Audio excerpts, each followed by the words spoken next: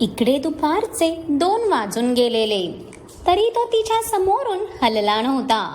तिचा हात हातात घेऊन शांत बसला होता तो. तिच्या हाताला लावलेली ती सलाईन बघून त्याचं हृदय अक्षरशः चिरत होतं. कालच्या गोष्टीला तिने इतकं काय मनाला लावून घेतलेलं की रात्री खूपच पॅनिक झालेली ती. पण त्यातही कोणाला उठवून डिस्टर्ब करायला नको म्हणून टॅबलेट खाऊन तिने कसंबसं स्वतःला सावरलं होतं. आधीपासून अशीच तर होती ती, स्वतःचे प्रॉब्लेम स्वतःच हँडल करणारी. म्हणून रात्रीची सिच्युएशन कशी बशी हँडल तर केलेली तिने. पण सकाळी तिचे श्वास भरायला लागल्यावर मात्र तिने सियाला बोलावून घेतलेलं आणि तिची ती अवस्था बघून सियाने लागलीच कोणाची नजर तिच्यावर पडायच्या आधीच तिला मार्को सोबत या फ्लॅटवर पाठवून दिलं होतं. तिचाच फ्लॅट होता हा, जो अग्नीने तिला 18व्या बर्थडेला गिफ्ट केलेला. चांगला प्रशस्त आणि लक्झरियस असा 4 BHK होता, ज्यात असलेली तिची रूम तर खूप छान डिझाईन केलेली. पण सध्या आरवला बाकी काही बघण्यात इंटरेस्ट होता कुठे. जर त्याने बघितलं असतं तर त्याला तिच्या बेडच्या मागच्या वॉलला लावलेली त्या दोघांची ती भली मोठी फ्रेम नक्कीच दिसली असती. पण सध्या त्याची नजर एकटक्त्याच्या नित्यावर अडकलेली. ती कधी डोळे उघडते असं झालेलं त्याला. नित्या, रेडे तू फक्त उठच आता. आज तुझा भुरट्या तुला काय सोडत नसतो. खूप अंत पाहिलाय तू माझा, पण आता अजून नाही. आता मला सहनच होणार नाही. आरवच्या अश्रूंच्या त्या गरम धारा नित्याच्या हाताला अक्षरशः भिजवून सोडत होत्या. तिला असं इतक्या त्रासात एकटीने लढताना बघून त्याचा जीव किती ते तुटत होता हे कोणी त्याच्या हृदयाला विचारा, जे सध्या रक्ताचे अश्रू रडत होतं. तिने आपल्यामुळे सहन केलेला त्रास आठवून त्याला तर त्याचे श्वासही नकोसे झालेले. पण सियाने सांगितल्याप्रमाणे तो तिच्या समोर तिच्या पास्ट बद्दल काहीच बोलू शकत नव्हता. ती गोष्ट जोपर्यंत ती स्वतः सांगणार नव्हती तोपर्यंत थांबणार होता तो. आत्ताही तो वारंवार तिच्या हातावर ओठ टेकवून कसंबस स्वतःला सावरतच होता की तिच्या बोटांची ती हलकी चुळबुळ झाली आणि इथे आरव लगेच अलर्ट झाला. नित्या, ती शुद्धीवर येतेय बघून तर त्याच्या चेहऱ्यावर काय तो आनंद पसरला याची शब्दातही मांडणी नाही. आत्ता कुठे जाऊन त्याच्या शरीरात जीव आल्यासारखं झालं त्याला आणि त्याने घाईतच जाऊन बाहेर उभ्या डॉक्टर्सला आत बोलवलं. तसा मार्कोही आत आला. त्या भाबड्याला एक या लेकराची भारीच काळजी बाबा. आता मागचे 2 वर्ष तो नित्यासोबत सावलीसारखा असल्याने त्याच्यासाठीही ती तितकीच इम्पॉर्टंट झालेली. अगदी छोट्या बहिणीसारखाच तो तिला ट्रीट करायचा. डॉक्टर तिला चेक करून होताच मार्कोसोबत बाहेर पडले. तिच्या हाताची ड्रीपही आता काढली होती. पण बघा, मॅडम थोड्या शुद्धीत काय आल्या, समोर आरवला बघून गाल फुगवून आणि मान खाली घालून शांत बसलेल्या. त्याचा तिला इतका राग आलेला की त्याच्याकडे तिला बघायचंही नव्हतं. म्हणूनच डोळ्यातलं पाणी अडवत नजर झुकवलेली ना तिने. पण तिचे हे नखरे त्याला समजणार नव्हते का? त्याची चिमणी रागवली होती. मग आता मनधरणी नको का करायला? त्याने मनातच धीर एकवटून तो तिच्या समोर येऊन बसला. तसं तिने तिचं अंगच आकसून घेतलं. तशा इथे साहेबांच्या भुवया आकसल्याना. खाणार नाही आहे मी तुला. तिचं त्याच्यापासून अंग चोरणं त्याला बिलकुल आवडलं नव्हतं. पण इतकं सगळं होऊनही सॉरी बोलायच्या ऐवजी त्याच्या आवाजातली ती अकड बघून इथे नित्याच्या कपाळावर आट्या पसरल्या ना. म्हणजे रात्री इतके कांड करूनही या माणसाची ऐट बघा. आत्ता मात्र तिने काहीशा रागातच मान वर करत त्याच्याकडे बघितलं. तसं तिला धस्सच झालं. रडून अगदी लाल भडक झालेला तो. त्याच्या त्या खोल गेलेल्या डोळ्यांवरूनच तो किती रडलाय हे तिला स्पष्ट दिसत होतं. पण सध्या रागवण्याचा टर्न तिचा होता ना. मग अशी कशी ती आलेली संधी सोडणार होती? तू मला का खाशील ना? तुझी ती चिपकू क्युटी आहे ना, तुझी प्रत्येक भूक भागवायला. घ्या, म्हणजे हिला 2 बॉटल सलाईन काय लावली, ही कार्टी तर भांडायलाच सज्ज झालेली. पण तिच्या नाकाचा तो लाल झालेला शेंडा बघून आरवला मात्र त्याची चिमणी खूपच गोड भासली. तिच्या अबोल्यापेक्षाही तिचं भांडण त्याला परवडणार होतं. ती तर आहेच ग, तेही एनी टाइम बरं का. पण तुला चालेल का मी तिच्याकडे जाऊन माझी भूक भागवली तर? आरवनेही आता मुद्दाम तिच्या बोलण्याला खेचत तिलाच प्रतिप्रश्न केला. पण त्याचं ऐकून ते नित्याच्या हृदयात तीव्र कळ येऊन तिचे डोळेही काठोकाठ भरून आले. आत्ताही किती सहज बोलत होता तो, म्हणूनच तर रडू दाटून आलं तिला. ते बघून त्यालाच अगदी कसंसं झालं. त्याच्या या तिखट मिरचीला तो रडताना तर बघूच शकत नव्हता. जा जा तिच्याकडेच आणि काय करायचं ते कर. तसंही कालही तिला इतक्या जवळ येऊ देताना माझी परमिशनच घेतलेली ना तू, जे आता उगाच विचारत आहेस. नित्याला आता तिचे अश्रू अडवणं शक्यच नव्हतं. ती ताडक तिथून उठून जाणार की आरवने तिचा हात पकडत तो आणखीनच तिच्या जवळ सरकला. तशी ते नित्याची ती रागाने भरलेली पाणीदार नजर त्याच्या नजरेला भिडली. किती राग उसळत होता त्या डोळ्यात. ते बघून तर इथे आरवचं हृदय घायाळच झालं. नित्या रागात परत त्याला काही बोलायला जाणार की तोच आरवने तिच्या त्या गडद गुलाबी ओठांवर त्याचं बोट ठेवत तिच्या नजरेत खोलवर त्याची नजर रोखली. अगदी एकटक बघत होता तो त्या पाणीदार नजरेत, ज्यात साचलेल्या मोतीमध्येही त्याचं प्रतिबिंब त्याला स्पष्ट दिसत होतं. झाला राग करून की अजून काही बाकी आहे. आरवने एक हात तिच्या कमरेत घालत तिच्या ओठांवरचा हातही तिच्या मानेत सरकवत तिला आणखीनच त्याच्या जवळ ओढलं. तसा तिचा चेहरा त्याच्या अगदीच जवळ आला. काय फरक पडतो ना? आत्ताही तिची भरलेली नजर त्याच्याकडे तक्रार करत होती. तू विसरली असशील तर मी तुला आधीही सांगितलं आहे, खूप फरक पडतो मला. इतका की तुझ्या या अश्रूंनी इथे माझा जीव जातो. तुझी ही नाराज नजर सरळ माझ्या हृदयावर वार करते. तिच्या डोळ्यातून खाली येणारा तो चुकार अश्रू आरवने त्याच्या ओठांनी टिपून घेत तो अगदी हळू आवाजात तिच्या कानात कुजबुजला. तसा इथे नित्याच्या अंगावर सरसरून काटाच आला. खूप तप्त स्पर्श होता त्याचा. तिच्या इतक्या जवळ असण्याने त्याचे श्वास आपोआपच जड झालेले. तिचं त्याच्यावर असलेलं ते अफाट प्रेम समजल्यापासून त्याला स्वतःच्या भावनांना आवरणं खूपच जड जात होतं. इतकाच फरक पडतो तर तू तिला स्वतःजवळ का येऊ दिलं सांग ना. नित्याने त्याचं ऐकून काहीसं चिडतच त्याचा शर्ट पकडत त्याला आणखीनच स्वतःवर ओढलं.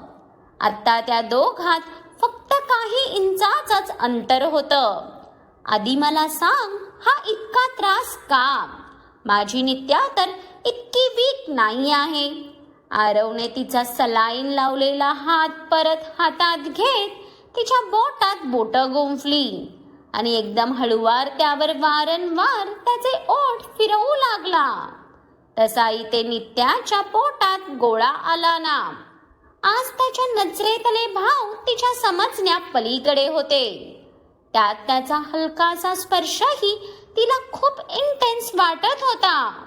वेगळीच नशा होती आज त्याच्या स्पर्शात.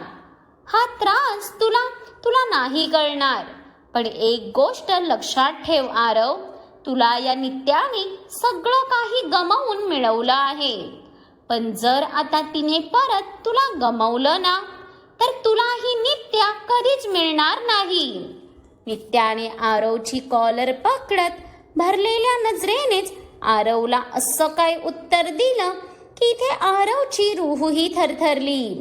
तिचं त्याच्या प्रतीचं प्रेम बघून आता नव्याने त्याचे डोळे भरून आले. नित्या, जर असं काही बोलायचं असेल तर तिच्या शेवटच्या वाक्यावर त्याचे हृदय घाबरून पण चिडतच मागे होणार की तिची त्याच्या कॉलरवरची पकड घट्ट झाली. तसा त्याने मनातच उसासा सोडला. असं गोड गोड वालं वागून त्याला आणखीनच पेटवत होती ती. स्वीटहार्ट, माझ्यावर ट्रस्ट नाही का तुला? आय नो आधी मी खूप चुका केल्या आहेत, बट ट्रस्ट मी, आत्ता माझं हृदय फक्त तुझ्यासाठी धडधडतं. मला माहितीये काल श्रीजा माझ्या जवळ आल्यावर मी तिला लांब करायला हवे होतं, पण त्या क्षणीही फक्त तू आम्हाला असं बघशील या भीतीने मी इतका हँग झालेलो की माझं भानच राहिलं नाही. बट येस, स्टील माझी चूक होती आणि त्यासाठी आय एम सॉरी बच्चा, रिअली सॉरी फॉर दॅट. आरवने आता नित्याचा चेहरा ओंजळीत घेत तो प्रेमाने तिला समजवू लागला, पण त्याच्या प्रेमावर तिचं मन आणखीनच हळवं झालं. किती मुश्किलीने हे सुख तिच्या ओंजळीत पडलं होतं की त्याला गमावण्याची तिच्या मनात भीतीच बसली होती. आणि जर मी तो पॉट खाली फेकला नसता तर त्या चिचुंद्रीने तर तुला किस केलीच असती ना. त्याचं काही उत्तर आहे का तुझ्याकडे? नित्याचा कंठ अगदीच भरून आला. तिच्याने तर तो विचारच करवत नव्हता. नित्या राणी, तुला असं वाटलंच कसं मी तिला माझ्या ओठांना स्पर्श करून दिला असता म्हणून? भलेही त्या टाइमला मी काही टाइम ब्लँक झालेलो, पण तरी माझ्या ओठांपर्यंत तर मी तिला पोहोचूही दिलं नसतं, कारण माझ्या ओठांवर फक्त माझ्या स्वीटहार्टचा हक्क आहे. आरवने नित्याला समजवतच तिच्या ओठांवर दीर्घ स्मोच केलं. काय करणार, त्याच्या शरीरात पेटलेल्या आगीला त्याला थोपवताच येत नव्हतं. पण त्याच्या या कृतीवर मात्र नित्याने आकसलेल्या कपाळाने त्याला मागे ढकललं ना. तसा तो तिच्या स्पर्शात हरवला असल्याने तिच्या या आक्रमक रिॲक्शनवर मागे जाऊन बेडवर पडला. भुरट्या, तू मला मनवत आहेस की चान्स मारत आहेस? त्याची प्रत्येक खेळी बखूबी ओळखून आणि जाणून होती ती. अरे, यात चान्स काय मारायचा? तू माझी आहेस तर तुझ्यावर प्रेम करायचा मला पूर्ण हक्क आहे. आधी तू स्वतःच इतकं वेड्यासारखं प्रेम करून मला स्वतःच्या प्रेमात पाडायचं आणि नंतर मग स्वतःच मागे लोटायचं. याला काय अर्थ आहे राव? तिच्या मागे ढकलण्याने आरवचा मूडच स्पॉइल झाला.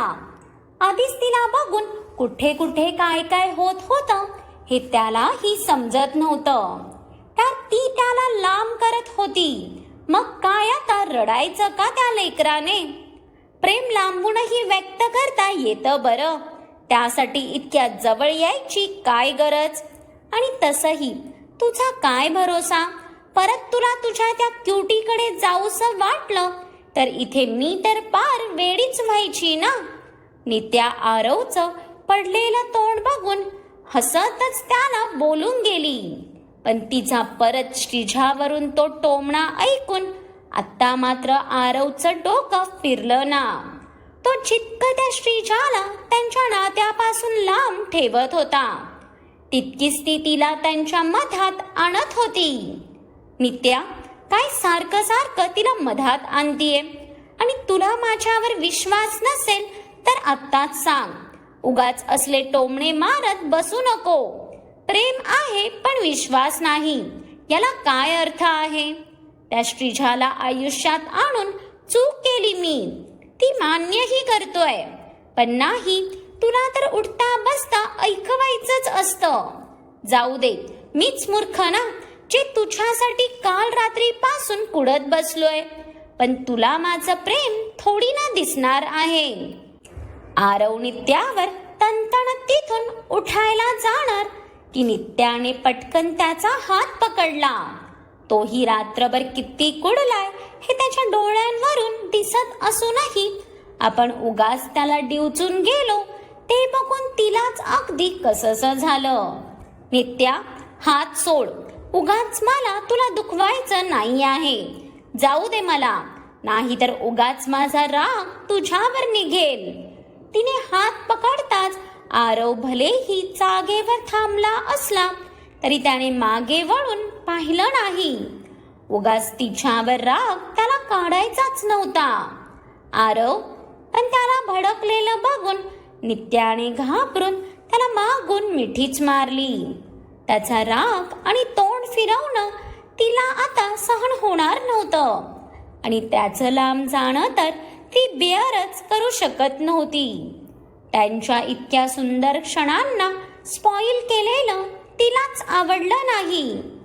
तिने मागून येऊन मिठी मारताच आरवने कसा बसा त्याचा राग आवरत डोळे मिटले. तिचे तप्त अश्रू त्याच्या पाठीला लागत होते, म्हणून आतल्या आत त्याचा जीवही रडत होता. तिच्यावर जास्त टाइम रागवताही तर येत नव्हतं ना त्याला. काय करू, अशीच तर आहे ना तुझी नित्या, वेडी, अगदी वेडी, जी तुला चिडवायला उगाच काहीतरी बोलत असते. तू चिडलेलाच तर जास्त आवडतो मला. यात माझी काय चूक? तुझं आणि माझं नातच तर तसं आहे ना, कट्टर टश्यांचं, ज्याच्यातलं प्रेमही रागाने बांधलंय. पण प्लीज, हवे तर भांड, पण निघून नको जाऊ. मला हवे आहेस रे तू. तुझ्यावर तुझी नित्या खूप जास्त विश्वास ठेवते आणि हे तुलाही माहीत आहे. नित्याने त्याच्या पाठीवर चेहरा रब करत ती हळव्या आवाजात त्याला समजवू लागली. तसं तिच्या बोलण्यावर त्याला खरं तर हसूच आलं. त्याला चिडवायला आवडतं म्हणून स्वतःच कबूल करत होता त्याचं पाखरू. खरंच वेडीच आहे माझी नित्या, म्हणून मला ही वेड केलंय ना तिने. आरव हसतच मागे वळत तिचे डोळे पुसून तिच्या कपाळावर ओठ टेकवताच ती हसतच त्याच्या मिठीत शिरली. हा क्षण फक्त त्या दोघांचा होता. अग्नी, ती श्रीजा तर डोक्यावर पडलीच आहे रे, पण तू तिने दिलेल्या नंबरवर कॉल करून नक्की तिच्या कुठल्या पॅरेंट्सला बोलवलं आहेस? विष्णू तर चालू असलेला ड्रामा बघून पुरता वेडावला होता. विष्णू, मलाही तेच बघायचं आहे. उद्याच्या पार्टीत श्रीजा नक्की कोणाला तिचे मॉम डॅड म्हणून इंट्रोड्यूस करणार ते. अग्नेय हातातला फोन फिरवत गालात हसतच विष्णूकडे बघतो. ती कोणाला इंट्रोड्यूस करते त्यापेक्षा उद्याची पार्टी मात्र खतरनाक एंटरटेनिंग असणार यात काहीच शंका नाही. विष्णूही उद्यावर होणाऱ्या धुमाकूळवर आत्ताच एक्साइटेड झालेला. मग काय वाटतं तुम्हाला, उद्याची पार्टी आता कोणता नवीन डाव घेऊन येणार आहे? आता उद्याच्या पार्टीचे इन्व्हिटेशन तर मानस आणि श्रीजाच्या नसलेल्या आई वडिलांनाही भेटलंय. मग बघू फायनली मानस उद्या नित्याच्या समोर येतो का आणि श्रीजा कोणाला घेऊन येते ते. त्यासाठी पुढचा अफलातून भाग आवर्जून पहा आणि आजचा भाग आवडला असेल तर लाईक करा, कमेंट्स करा आणि खूप साऱ्या लोकांसोबत शेअर करा.